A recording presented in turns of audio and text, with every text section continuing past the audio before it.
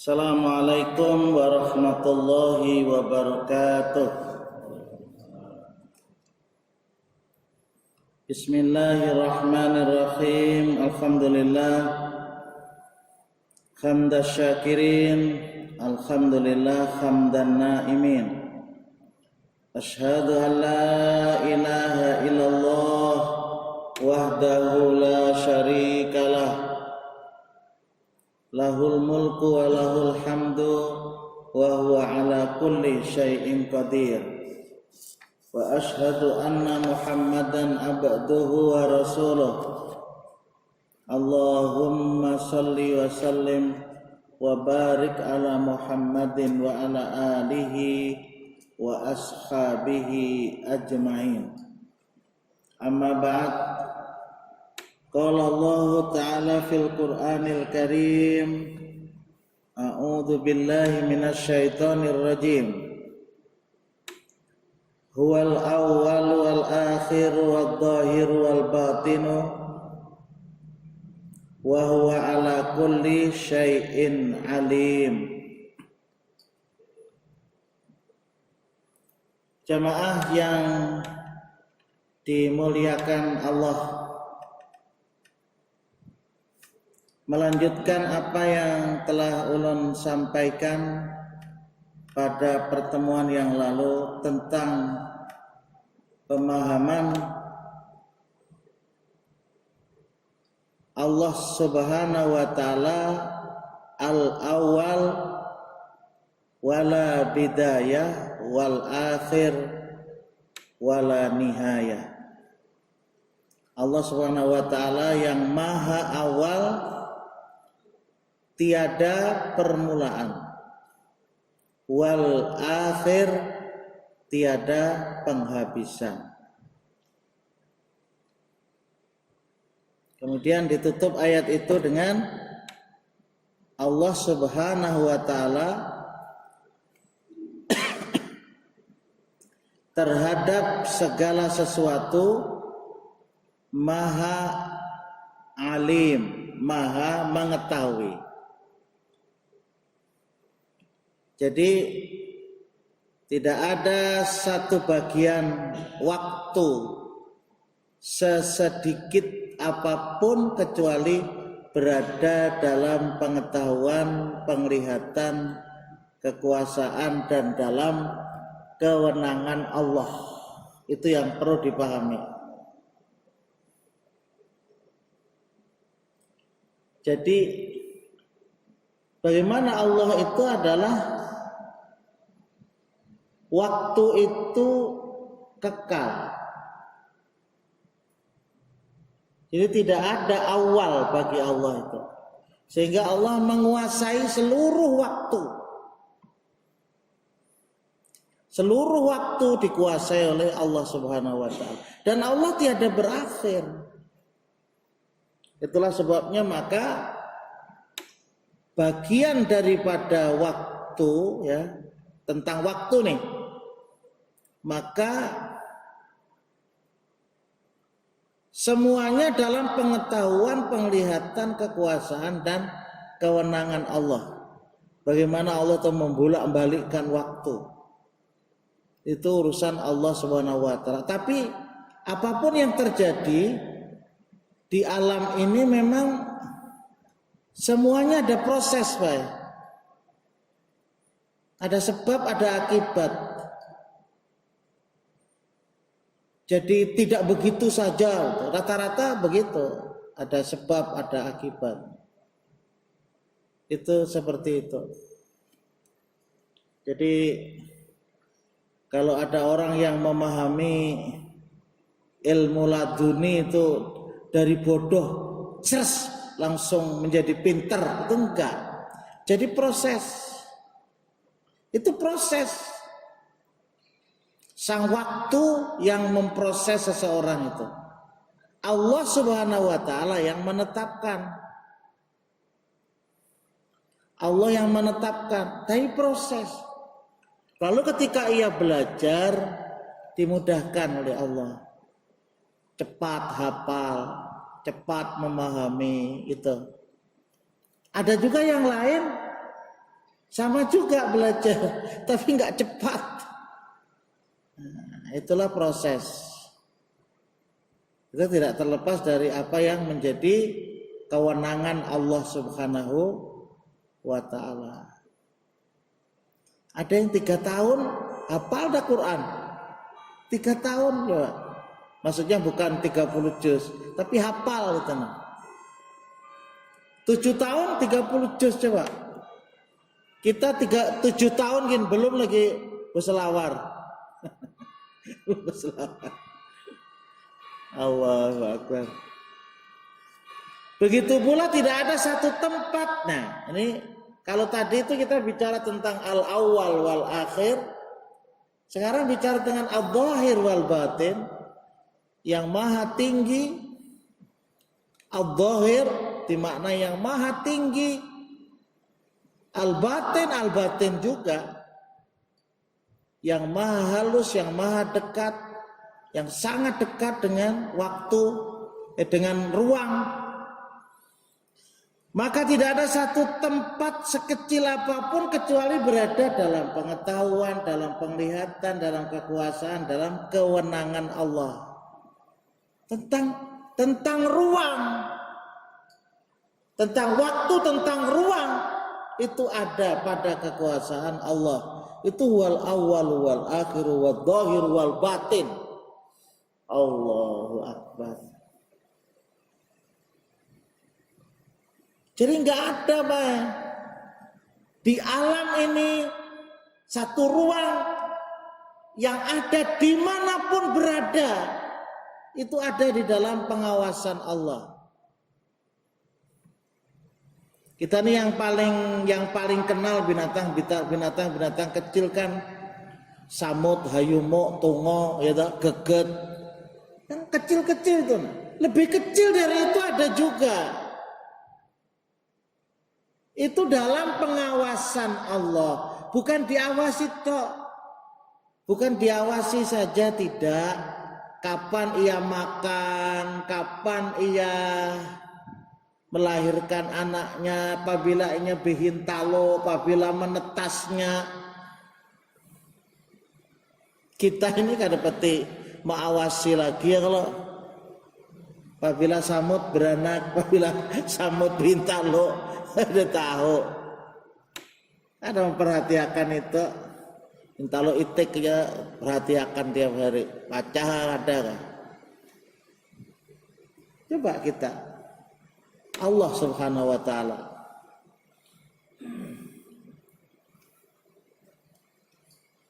Jadi dengan demikian tidak ada satupun pelaku yang melakukan kemaksiatan di satu kurun waktu tertentu, kapanpun dan di tempat manapun, baik yang tersembunyi atau terbuka di dasar laut atau di permukaan laut, di langit atau di bumi atau dimanapun, kecuali pasti dilihat, pasti diawasi dan berada dalam kekuasaan serta ancaman hukum Allah Azza wa Jalla. Itu yang harus dipahami. Bukan hanya sekedar Allah itu al-awwalu la awwalalah wal akhir la akhiralah. Allah itu awal tiada berpermulaan dan Allah itu akhir tiada akhir, dan Allah itu al-zahir wal batin yang menguasai seluruh alam saja, tetapi lebih dari itu.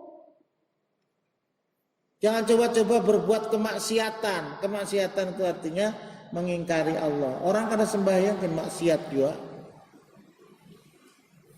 Pokoknya kalau tidak melaksanakan perintah Allah itu maksiat namanya. Itu semua ada di dalam pengawasan Allah.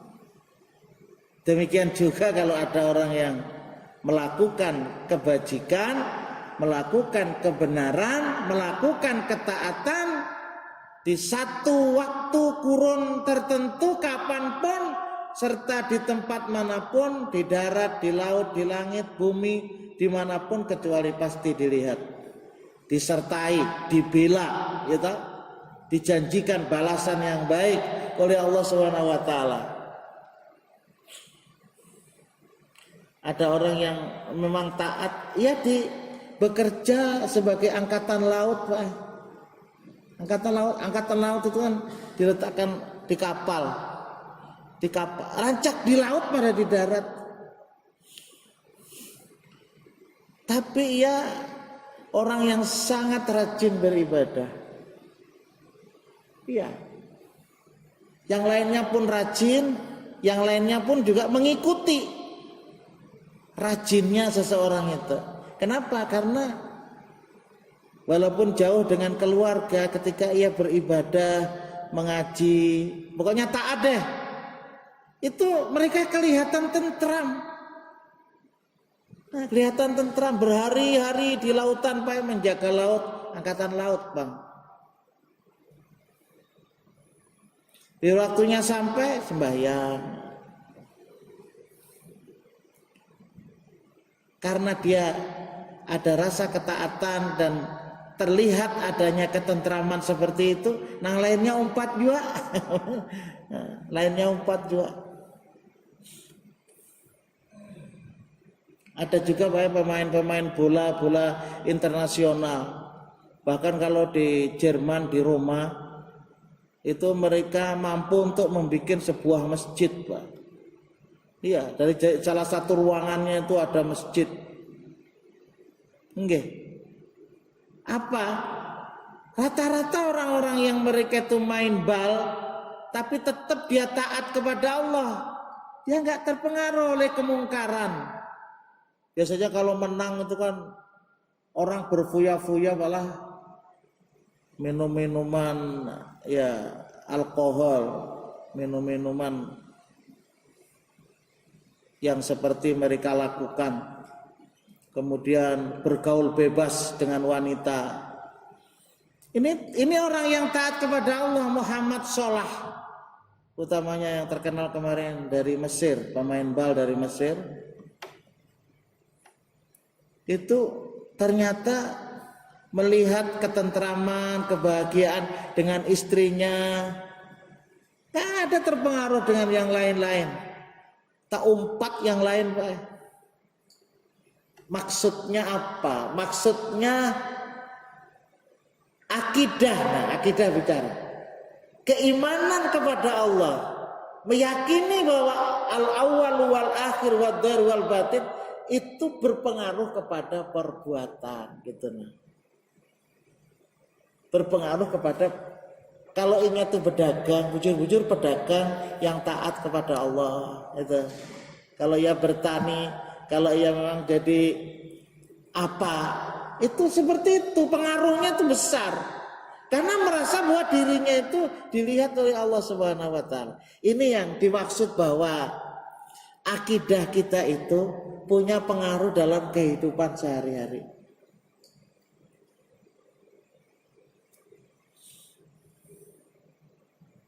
Orangnya berdagang, berduit. Kalau sampai waktu singgahnya di masjid, di manakah? Ada perlu di mana? Singgah masjid. Kami rancang karena tetamu di Alabio. Datang dari mana nih? Matar Pak. Sembahyang asar tatamur. Ya Allah. Orang sibuk yang seperti itu masih sibuk bawa barang ke hulu ke hilir. Kalau sudah asarnya bisa memastikan waktunya tenang di masjid. Apa? Secara fisik kalau orang memikirkan dengan melaksanakan sembahyang itu otomatis istirahat, nah itu nah. Kalau kadang-kadang ada melihat di kampung nih, ada maghrib itu masih memasukkan hayam, coba pikirkan lapahnya. Maghrib masukkan itu kemana kah? Kenapa jadi kada tuntung sebelum maghrib tuh nah? Oleh karena kita memang tidak membatasi. Jadi waktu itu berjalan seperti itu. Atau dia apa-apa. Tapi kalau kita tuh memang sudah punya pendirian, punya akidah bahwa maghrib harus sebelum maghrib bahkan sudah selesai, ya sudah selesai pekerjaan itu. Siapa yang membantu Allah? Karena ada begitu masukkan itik, ada 2 ekor tuh buka ya dicari juga. Ia tidak yakin bahwa yang 2 itu macam tebulik pulang itu kada yakin, Pak. Tapi bagi orang yang yakin, ya tetap dia ayo marah nang 2 itu karena ada aja tuh. Coba. Itu namanya ya kalau orang-orang sufi saya mengatakan sudah sampai. Enggak ada yang seperti sudah sampai mana. Yang takutnya nanti kalau sudah sampai pas kada sembahyang itu nah. Itu yang paling alih, Pak. Belajar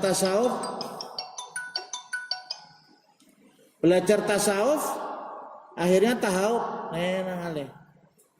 Tahu tahawuf loh ya? Untung Mas.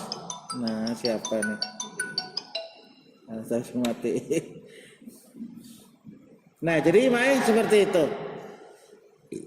Jadi ada keperbuatan. Jadi ada kemudian kejujuran, ada mempengaruhi terhadap perilaku. Kalau Syekh Shalih Fauzan menukil dari perkataan Ibnu Qayyim dalam kitab Zadul Ma'ad mengenai nama-nama Allah itu, Bang, supaya kita memahami betul nih. Coba Bang, apa sekarang kisahnya nih? Assalamualaikum. Salam. Apa? Halo? Nah, ini masih ceramah, Pak. Maaf.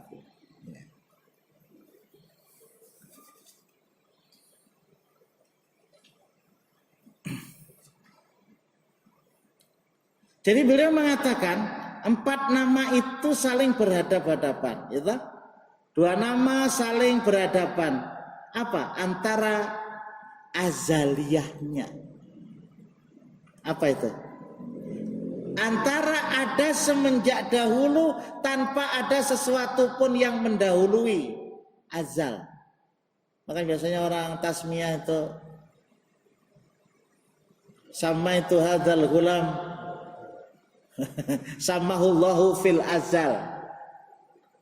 Jadi artinya dia menamai anak ini sudah dinamai jauh gitu. Jauh sudah tuh. Dinamai oleh Allah Subhanahu wa taala azaliyah. Maksud azaliyah di sini adalah semenjak dahulu tanpa ada sesuatu pun yang mendahului. Pemahamannya kan seperti itu. Nah, kalau kita sih ya yang logis saja, sama itu hadzal gulam bima samahu walidanihi. Karena memang yang wajib untuk memberikan nama itu adalah kedua orang tua. Bahwa nama itu memang sudah ditetapkan oleh Allah waktu azal ya. Jadi mengenai waktu ya, sebelum terciptanya langit dan bumi, nama itu sudah disebut gitu. Ya enggak masalah sih, itu enggak masalah. Itu azal namanya. Dan juga yang berhadapan di sini adalah azaliyah dan abadiyahnya. Abadiyah lain ubudiyah. Abadiyah itu adalah kekal seterusnya tanpa akhir. Nah itu abadi. Abadi namanya. Khalidan fiha, itu namanya abadi. Wa may ya'sillaha wa rasulahu wa yata'adda hududahu yudkhilhu naran khalidan fiha walahu adzabun muhin. Orang-orang yang ia itu mengingkari Allah dan melampaui batas dari hukum-hukum Allah, dalam tafsir namanya kafir, Pak. Kalau hubungannya secara khusus itu memang hubungannya dengan warisan, Pak.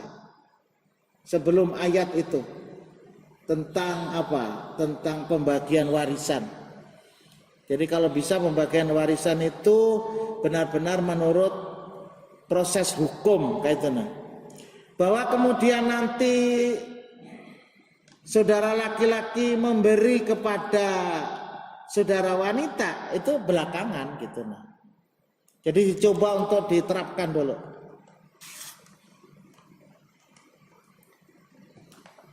Jadi apa? Anak laki-laki itu mesti ada lebih daripada anak perempuan. Dan itu mesti menerima gitu nah. Jangan mengingkari apalagi mengolok-olok hukum Allah. Tapi insya Allah selama ini yang apa yang ulun sampaikan kayaknya orang-orang kita kaum muslimin ya rata-rata yang datang itu geng kada apa-apa Pak. Dibagi seperti itu tuh nah. Jadi lakian dapat 2 bagian daripada anak perempuan. Banyak yang menerima itu. Itu mungkin karena dia merasa bahwa bukan persoalan banyak atau sedikit ya. Bukan persoalan itu, tapi persoalannya adalah bahwa ia telah mendapatkan sesuatu yang sudah menjadi ketetapan dari Allah. Itu mesti begitu. Alhamdulillah. Tapi kemudian rata-rata anak laki-laki kemudian memberi gitu. Waduh, ulun sangat bisa menetiskan mata. Iya, meneteskan mata. Yang laki-laki dapat 2 miliar, yang anak perempuannya dapat 1 miliar. Ku beri idenya nah 250 juta. Oh, 250 juta Pak. Tukarkan bakso itu berapa berapa ember. Tapi begitu ikhlasnya nah. Begitu ikhlasnya. Aku berikan dengan kamu 250. Soalnya dang salah laki itu berduit juga sudah. bukan soal itu bukan soal itu. Jadi memiliki kan itu bentuknya akhirnya apa? Hibah pemberian luar biasa itu. Yang mestinya ia dapat 2 miliar, yang perempuan 1 miliar, ia kasih 250 juta lagi. Itu merupakan hubungan apa? Keluarga yang sangat erat baikannya kakak nah lawan ulun. Karena melihat adiknya ini anaknya banyak juga gitu nah. Jadi ada pertimbangan yang seperti itu. Allahu Akbar.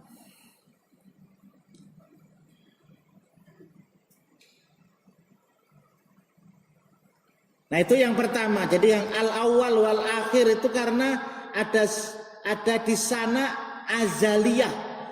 azaliyahnya. Jadi ada semenjak dahulu tanpa ada sesuatu pun yang mendahului. Dan yang kedua abadiyahnya itu Pak. Yakni apa? Kekal seterusnya Allah tanpa akhir. Itu Allah Pak. Jadi itu harus pandangan akidah orang muslim itu seperti itu. Gak boleh sama sekali ragu Pak. Gak boleh kita pertama, iyalah, jangan. Itu bisa merusak terhadap akidah Pak. Allah itu adalah azaliyah dan abadiyah. Jadi dua-duanya itu berhadapan. Jadi yang pertama Allah SWT itu ada semenjak dahulu tanpa ada sesuatu pun yang mendahului. Dan Allah SWT kekal seterusnya tanpa akhir. Kalau kita ini kan tidak seperti Allah al-awwal wal akhir. Tidak Pak. Kenapa? Karena kita ini ada awalnya. Siapa yang mengawali? Allah. Kemudian kita ini memang juga akhir, tetapi yang menjadikan kita itu akhir ya, yang menjadikan kita itu seterusnya, kekal seterusnya itu Allah. Jadi Allah menetapkan kita ini Pak seterusnya. Di sini letaknya orang kadang kenapa jadi apa? Ibadahnya kulit karena memang yang pertama tidak mendapatkan informasi Pak ya, tidak mendapatkan ilmu. Kasihan. Akhirnya dia diperbudak oleh dunia Pak ya, lapahnya bukan main itu. Keridhaan dari Allah ya nggak dapat. Ya seperti yang katakan tadi nah, maghrib tuh masih mencari itik. Coba bayangkan nah, ada lapah lah coba. Lapah Pak ya. Itu yang kadang-kadang lalu pemalar memberi ke istri dan memberi kepada anak kakak itu toh. Karena dia tidak yakin kalau ini diberikan kepada istri, ini diberikan kepada anak, itu merupakan sedekah yang paling besar. Loh iya loh Pak. Ada orang kalau bangun masjid besar sekali Pak. Membantu ke masjid. Tapi untuk biaya sekolah anak, biaya sekolah untuk anak, bilang ngalih benar. Bilang ngalih benar. Artinya apa? Hakon anak itu diusahakan untuk mendapatkan beasiswa dari kategori miskin. Kan kasihan Pak.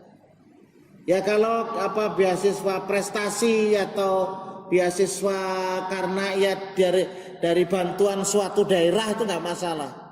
Karena ada di daerah-daerah tertentu apabila sekolahnya itu di bagian ini di luar Jawa itu dikasih bantuan. Itu nggak masalah. Ini dengan jelas bantuan untuk orang miskin. Hakon mencari surat miskin. Jangan baik. Jangan seperti itu kita.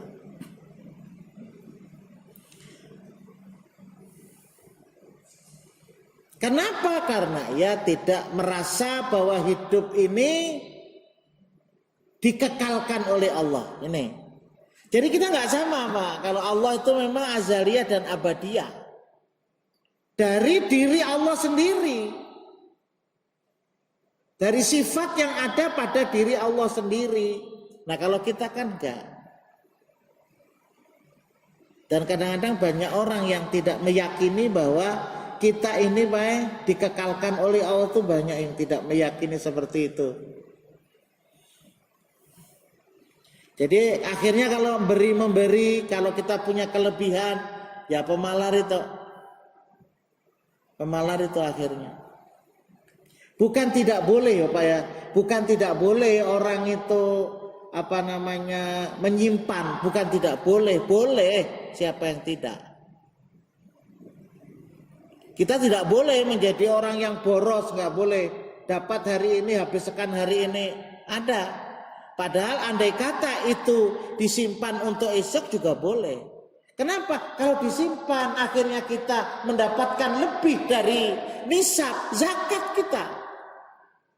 Bukan begitu. Lah kalau orang tidak disimpan, mana bisa dia zakat? Makanya ujar Rasulullah, kul wasrab walbas watasaddaq fi ghairi syarafin wala makhilatin, rawahu Muslim. Makanlah olehmu. Makan. Kalau lagi ada selera, makan. Ini di Amuntai ini ada nasi Arab. Nasi Arab. Jadi pada tulak ke Arab, tulak ke situ. Merasanya sekali nasi Arab. Duitnya ada, nukar sekali. Harus setiap hari ya. Karena kolesterol pulang tinggi. Kalau nang lucu itu ya, ada nang iklannya itu. Itu lucu benar. Tapi yang kadang-kadang ya kita ingat juga kalau kita ke Mekah, ke Madinah, kadang-kadang beli nasi Arab gitu. Asal di sana gitu aja Pak. Nah jadi Bapak sekalian, kul makan. Lagi ada selera makan. Ini kan sering terjadi asa kadang tidak makan kayak itu nah. Tapi kalau dijulungi orang, habis saya.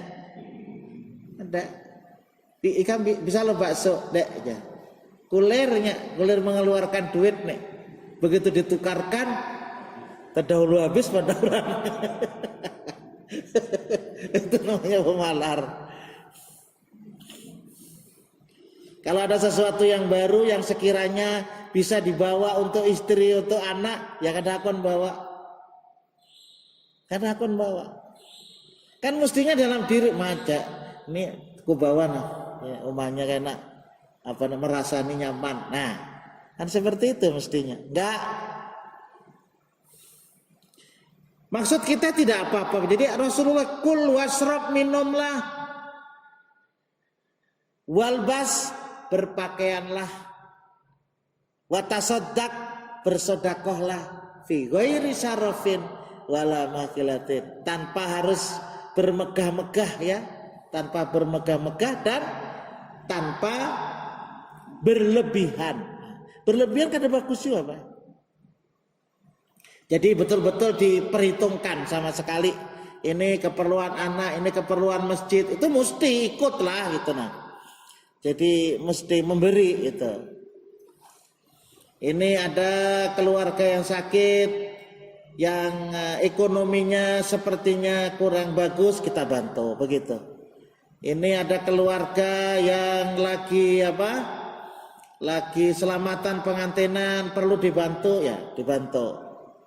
Keluarga paling tidak udawil kurba wa atal mala, hendaklah yang memberikan sebagian harta kepada siapa? Dawil kurba, kerabat.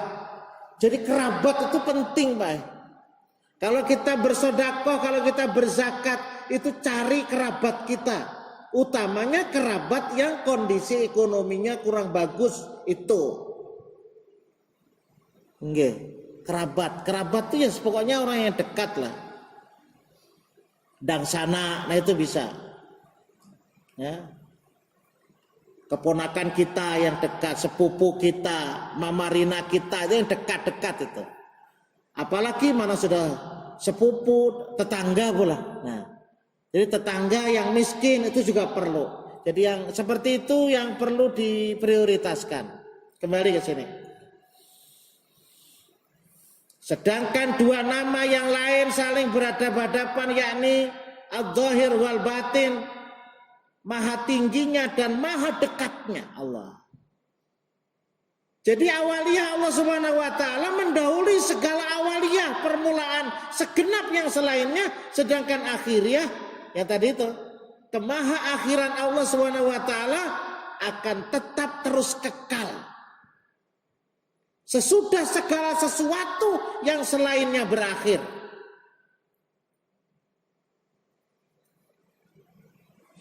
Jadi awaliyah Allah adalah lebih dahulunya Allah bagi adanya segala sesuatu, sedang akhirnya Allah adalah tetap kekalnya Allah, tidak ada sesuatu pun yang menyudahinya. Itu Allah yang memberikan penjelasan kepada kita tentang dirinya. Jadi bukan kita yang mencari Tuhan, kemudian kita mensifati Tuhan, itu enggak. Jadi Allah menerangkan dirinya kepada kita. Lain halnya kalau ada seseorang manusia yang mencari Tuhan, kita enggak. Kita Allah yang beritahukan baik pada kita. Jadi kita enggak mencari Tuhan. Bahwa kemudian lebih memberikan kemantapan, iya. Kalau istilah orang tasawuf itu ma'rifatullah. Sehingga betul-betul dia menjadi orang yang kenal Allah. Itu nah. Menjadi orang yang memang betul-betul dekat dengan Allah SWT. Seperti yang Allah sampaikan kemarin menurut Ibnu Taimiyah. Ada orang yang ketika dekat dengan Allah itu hanya yang wajib-wajib saja. Itu namanya al-muqtasidun. Tetapi ada orang yang mendekatkan diri kepada Allah, apa-apa yang telah dianjurkan oleh Allah dan Rasulnya dilaksanakan. Itu namanya minal muqarrabin. Orang-orang yang sangat dekat dengan Allah Subhanahu wa taala. Nah, kita ingin yang muqarrabin ini, bukan yang hanya al-muqtasidun saja. Semuanya kan tergantung bagaimana kita menghadapi ujian-ujian hidup, ya kalau Pak. Oh, dari detik ke detik ini kita itu menghadapi ujian, Pak. Iya, menghadapi ujian. Kita hendak maghrib ini tadi sudah menghadapi ujian. Apakah gitu nah? Yang menjadikan kita tidak bisa berangkat ke masjid. Yang menjadikan kita bisa berangkat ke masjid itu ujian.